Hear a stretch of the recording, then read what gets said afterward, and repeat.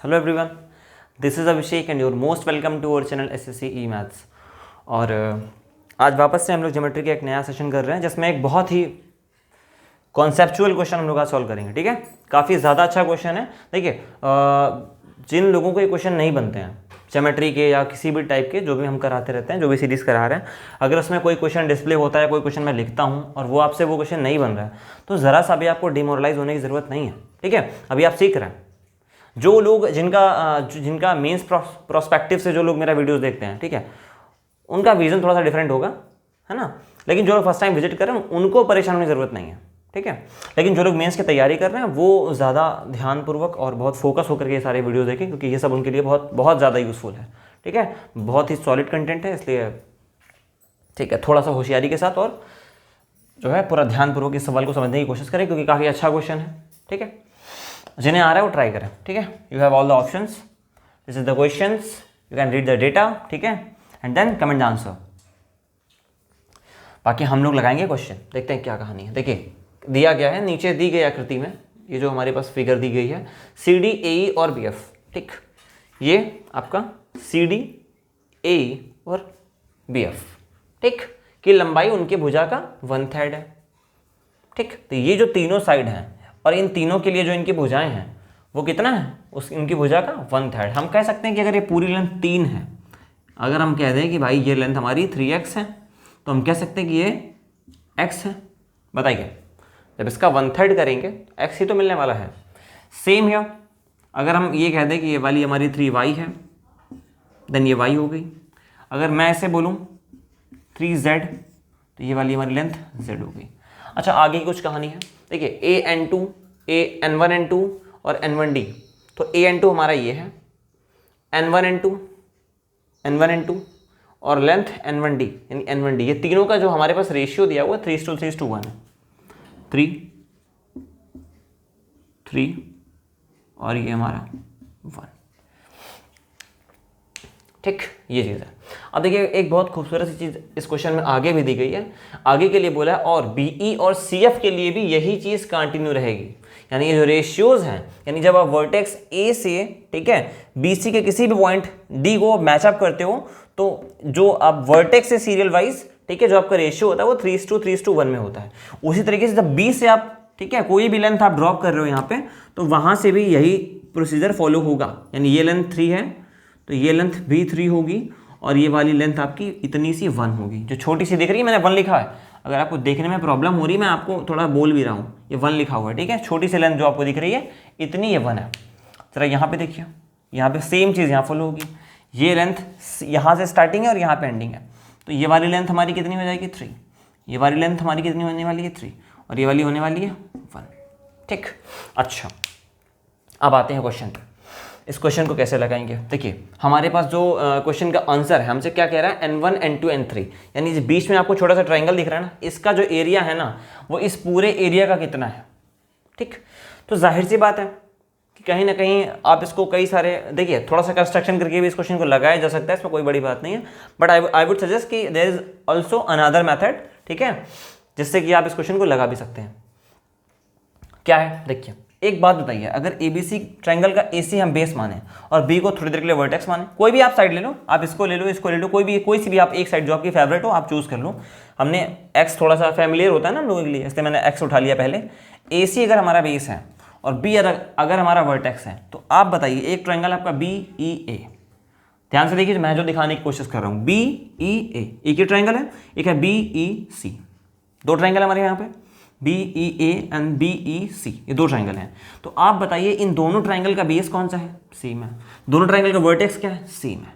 इसका मतलब इनका एरिया डिस्ट्रीब्यूशन कैसा होगा, वो भी 1 और 2 के रेशियो में होगा, बिकॉज ये पूरी लेंथ कैसी है, 3 है, और ये लेंथ कितनी है, 1 है। तो अगर एबीसी के रिस्पेक्ट में हम एरिया डिस्ट्रीब्यूशन करें, तो क्या हम लिख सकते हैं कि B E A triangle B E और ए का जो एरिया है वो कितना होगा। भाई आप बताइए, ये पूरी लेंथ कितनी है, 3 है, ठीक है, और ये लेंथ कितनी, 1 है। तो अगर बेस की बात करें तो बेस कितना, 1/3 है, तो एरिया भी 1/3 होगा। ठीक, एरिया भी कितना होगा, 1/3 होगा, क्योंकि बेस सेम है, वर्टेक्स सेम है। 1/3 होगा किसका, ट्रायंगल ए बी सी का। तो इस तरीके से आपको पता चला कि जो आपका ट्रायंगल बी ई ए है उसका एरिया 1/3 होने वाला है पूरी लेंथ का।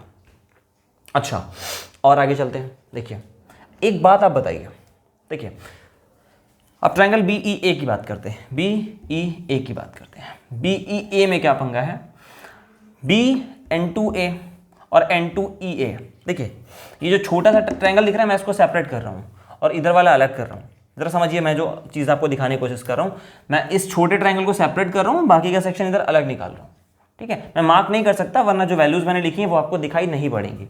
ठीक है, अभी अपने पास क्या है ना, डिजिटल बोर्ड तो है नहीं कि मैं आपको इस चीज़ को और ज़्यादा हाईलाइट करके दिखा पाऊँ। ठीक है, बट उम्मीद करते हैं अगर आपका सपोर्ट रहेगा तो हम लोग वो चीज़ भी कंटिन्यू करेंगे। देखिए यहाँ पे ये ट्रायंगल हम सेपरेट करेंगे, इसको अलग करेंगे। अब देखिए यहाँ पर भी सेम चीज़ है, बेस हमारा क्या बनेगा बी ई और वर्टेक्स क्या बनेगा ए। तो जो एरिया का डिस्ट्रीब्यूशन है वो बेस लेंथ के हिसाब से होगा। बेस लेंथ हमारी देखिए 3 ये है, 3 ये है, तो ये 3 और 3 कितनी हो गई, इतना सेक्शन 6 का, इतना सेक्शन 1 का, यानी पूरा देखिए ये पूरी लेंथ कितनी है 7 है। तो पूरी लेंथ अगर 7 है तो ये इतनी सी लेंथ कितनी 1 है। तो क्या इस छोटे वाले ट्रायंगल का एरिया भी 1/7 हो जाएगा? हाँ बिल्कुल हो जाएगा, क्योंकि जितना बेस उतना एरिया। ये 1 है कितने में से, 7 में से, 3 3 6 1 7, एक लेंथ कितने में से, 7 में से। देखिए अगर मैं आपसे बात करूं ट्रायंगल, मैं आपसे बात कर लेता हूं, चलिए ट्रायंगल बी एन टू ए की, ट्रायंगल बी एन टू ए के एरिया की। तो जरा बताइए बी एन टू ए की एरिया कितना होगा। ये 3 है और ये 3 है, 3 और 3 कितना हो जाएगा भाई साहब 6। तो 7 में से 6 हिस्सा है इसका, तो 6/7 है किसका, किसका, बस ये आपको देखना, बी एन टू ए किसका, बी ई ए का। ट्रायंगल बी ई मतलब बी ई ए का जब 6/7 लेंगे ना तो बी एन टू ए मिलेगा, बी एन टू ए, ये वाला ट्रायंगल वो मैंने अलग कर दिया। अब देखिए यहाँ से आपको फायदा क्या है, चलते थोड़ा आगे। ठीक, देखो अगर वापस से हम आपसे ये कहें, देखिए ट्रायंगल बी, अगर हम, क्या आपको ये पता है कि हम इसको बी एन टू और ए को रिप्लेस कर सकते हैं 6/7 into B E A into triangle B E A. Triangle B E ए हमारा कितना है भाई 1/3 ट्रायंगल ए बी सी के। इसको अगर हम सॉल्व करने गए तो हमको यहाँ से मिलने वाला है 2/7 of triangle A B C. बताइए 2/7 of triangle A B C. देखिए बी एन टू ए हमने एक एरिया निकाला, वो हमें मिला 2/7 ट्रायंगल ए बी सी। अब थोड़ा होशियार बनिए यहाँ से, देखिए मैं अब मार्क करूँगा। ठीक है, अब मैं मार्क करूँगा, ये एरिया आपने निकाला है जो मैं मार्क कर रहा हूँ। ठीक, इसको ड्रॉप कर दीजिए। ठीक है, यहाँ से लेकर के यहाँ तक का एरिया, जो इतना एरिया है ये आपने निकाला है 2/7 ऑफ ए बी सी। तो सेम हियर आप ध्यान दीजिए, आप ये बोलेंगे कि यहाँ पे ये लेंथ 3y है, ये लेंथ 3x है और ये लेंथ 3z है। डेफिनेटली इनके वेरिएबल्स अलग हैं। ठीक है, इनका जो मल्टीप्लायर वो डिफरेंट है, यहाँ का मल्टीप्लायर x है, यहाँ पे आपने y लिया हुआ है, यहाँ पे z लिया हुआ, बट तीनों का जो है ना, जो लेंथ कंपोनेंट है वो लेंथ कंपोनेंट है वो 3 के डिस्ट्रीब्यूशन में है ना।